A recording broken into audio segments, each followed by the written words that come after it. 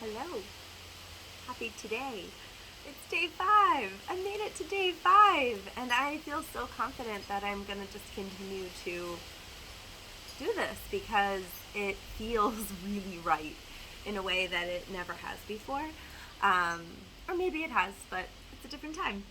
And today I'm going to just share a little bit about my own process and how amazing and transformational it can be to just feel your feelings. And I woke up and had a beautiful meditation. Just, I was in the zone. I was like ready. And then, like, a string of different activities started to like throw me off, and I felt a lot of my triggers coming up. And without getting too specific, there were just like some deep triggers. And I know that the key is to feel the feelings, right? The whole point of the emotion code is to take what is in your subconscious mind, what is unseen, and to bring it to light, to bring it to your conscious awareness.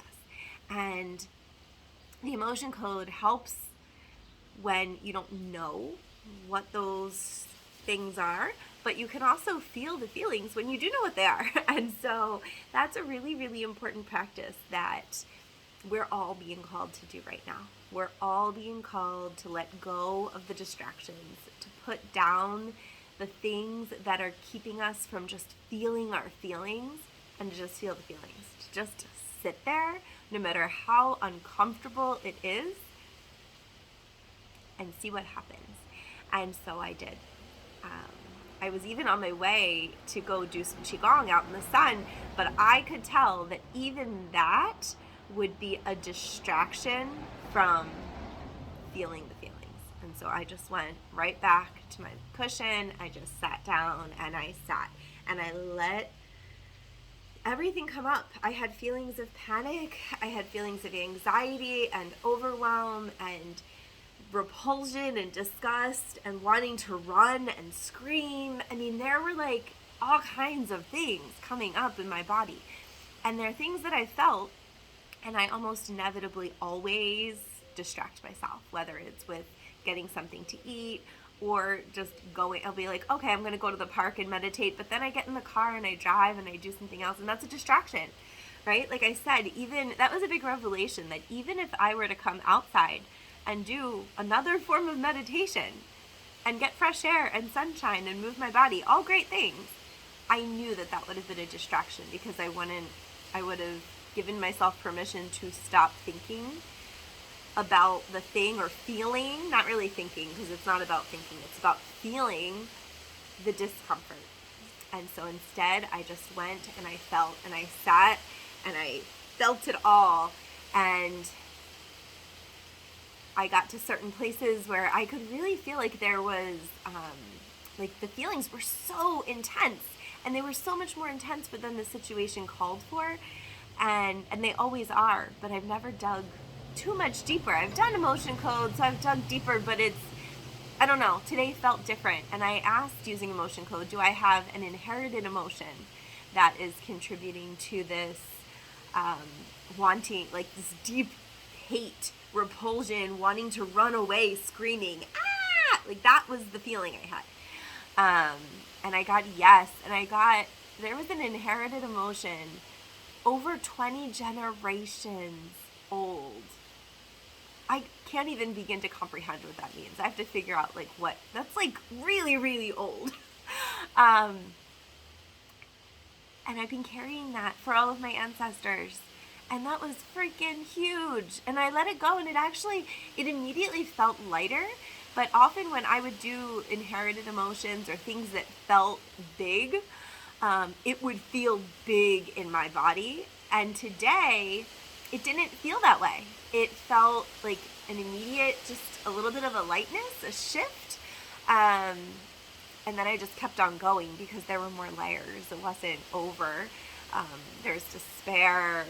There was anger. I mean, there was rage. There was a lot of different, and so I just continued to feel, but then I also did go to emotion code and I said, all right, is there an incident of anger right now that I could release that's going to really help in this situation, help me move through this. And so I did. And then I found out the age of that particular anger. And then, sometimes I was like calling up the emotion. I already knew what it was, but then I used the emotion code to identify the particular moment in time. And then for other ones, I just would say, I'm just using my intuition, which I use in sessions. Like sometimes we can just ask an open-ended question, but sometimes we'll get an idea or like a lead that we're going to follow, and that's going to allow for deeper breakthroughs. And so, sometimes I would ask, like, there's a feeling of panic here. Is there an emotion that is contributing to that? Because although the emotion might be panic, it might be something else. And so that's why I really love this modality so much. It just gives you so much opportunity to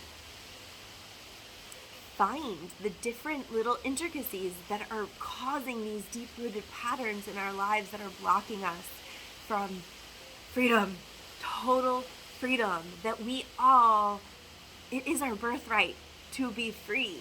We are not meant to be here on this earth feeling like we are burdened every day. And I just had an amazing client session, somebody brand new, and I did those intuitive nudges with things where an emotion would come up, and then I felt really deeply, we should do this next. And we kind of just followed the trail, and it was amazing. And just to see this person light up, energy just moving. You can see the energy move in people, and you can feel it in yourself. This particular person said that they felt like their child within was moving, which is exactly what I do. And it was so amazing. Like, that is the point, is that we want to be here for our children in the 3D world running around right now. And we want to be there for the children who are inside of us, because they're there. We carry all of the ages and stages of us within our bodies until we purge it, until we let it be seen.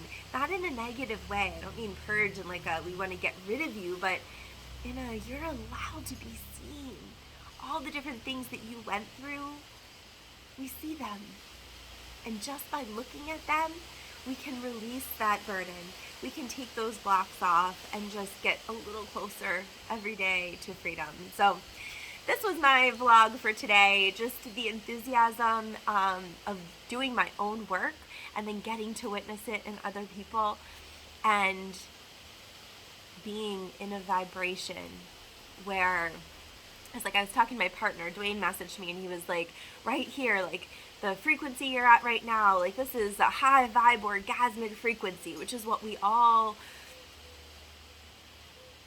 want to be in for great creation, right? Like that is the frequency of making great things happen in the world. And that's true.